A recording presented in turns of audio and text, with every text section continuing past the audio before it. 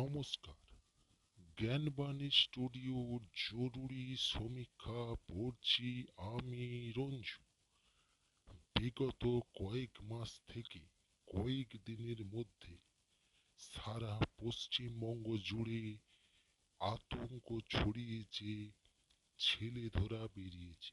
কেউ বলছে 25 জন, কেউ বলছে 10 জন, কেউ বা বলছে শুধু মহিলারাই নানা ছদ্মবেশে এই ধরনের কাজ করে বেড়াচ্ছে।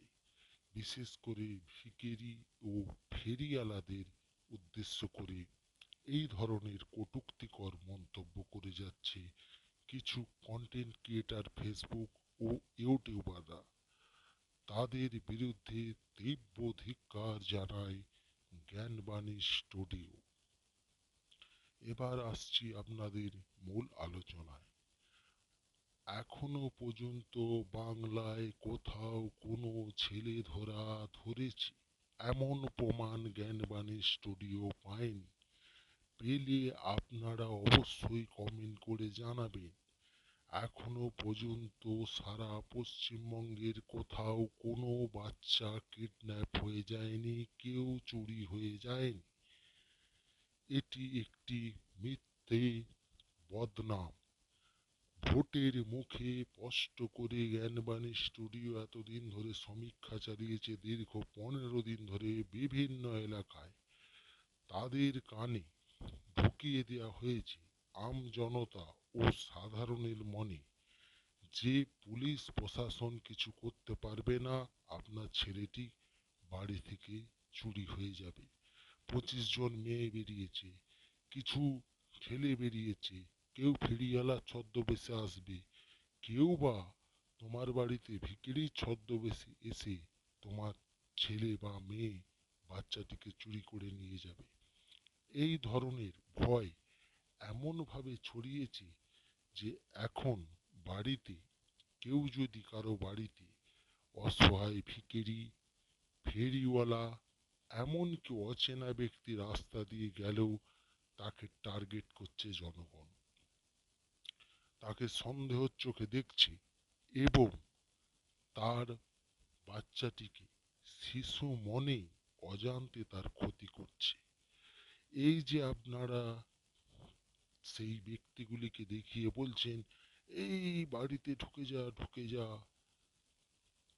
এই ছেলে ধরা আসছে, ছেলে ধরে নিয়ে যাবে, এতে শিশু মনের বিকাশ ঘটবে। মেডিকেল বলে এতে শিশু মনের বিকাশ ঘটবে না।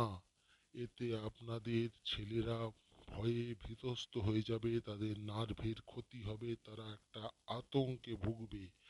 আপনারাও এই আতঙ্ক থেকে বেরিয়ে আসুন। কোনো ছেলে ধরা এরকম কিছু ঘটছে না।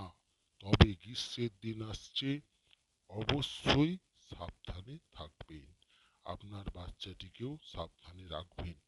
রোদে বাইরেতে বেরোতে দেবেন না। আপনার বাচ্চাটিকে ঘরের মধ্যে রাখুন।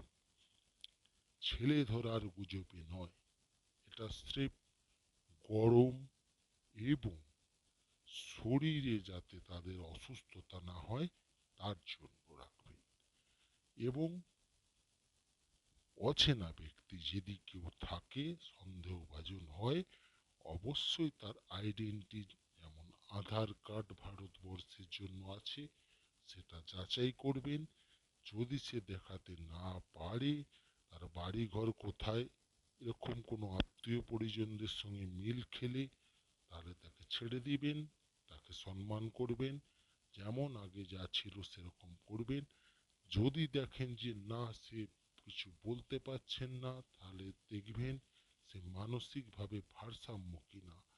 বেশিরভাগ টার্গেট হচ্ছে মানসিক ভারসাম্যহীন রোগীরা। এদেরকে কিছু পাবলিক অমানবিকভাবে খুঁটিতে বেঁধে মারধর করছে, প্রাণ কেড়ে নিচ্ছে অজান্তে। এই খবরগুলো কিন্তু কেউ প্রকাশ করছে না। বড় মিডিয়া, ছোট ইউটিউবাররা, তারা কেউ এই খবর, তাদের ভিউ কম হবে বলে প্রকাশ করছে না। গণধোলাইয়ে মৃতের সংখ্যা অনেক বেড়ে গেছে। পাবলিক গণধোলাই দিয়ে দিয়ে মৃত্যু ঘটাচ্ছে রোজ। দিনের পর দিন। তাই আপনারা এখনই সতর্ক হয়ে যান। কাউকেও গণধোলাই দেবেন না, কাউকেও সন্দেহের চোখে দেখবেন না, আপনার বাচ্চাটিকেও গুজবে কান দিয়ে ভয়ে ভীত করবেন না, নিজেরাও ভয় পাবেন না। বাংলাকে ভোটের মুখে বদনাম করার জন্য এ একটা বড় চক্রান্তকারী কেউ না কেউ করে বেড়াচ্ছে। তাদের নাম জ্ঞানবাণী স্টুডিও প্রকাশ্যে বলতে পারছে না, কারণ জ্ঞানবাণী স্টুডিও একটি ছোট্ট চ্যানেল। আপনাদের কাছে আন্তরিকভাবে সেই জন্য ক্ষমা প্রার্থী। আপনারা এই চক্রান্তের ফাঁদে পা দেবেন না, এই গুজবে কান দেবেন না। বাংলার মানুষ বাংলার সাথে থাকুন, বাংলার পাশে থাকুন। গুজব নয়, সত্য পথে চলুন। জ্ঞানবাণী স্টুডিও আপনাদেরকে বলছে এটি সম্পূর্ণ গুজব, এটি সাজানো ঘটনা, বাংলাকে বদনাম করার একটি চেষ্টা। নমস্কার। সমীক্ষাটি এখানেই শেষ হল।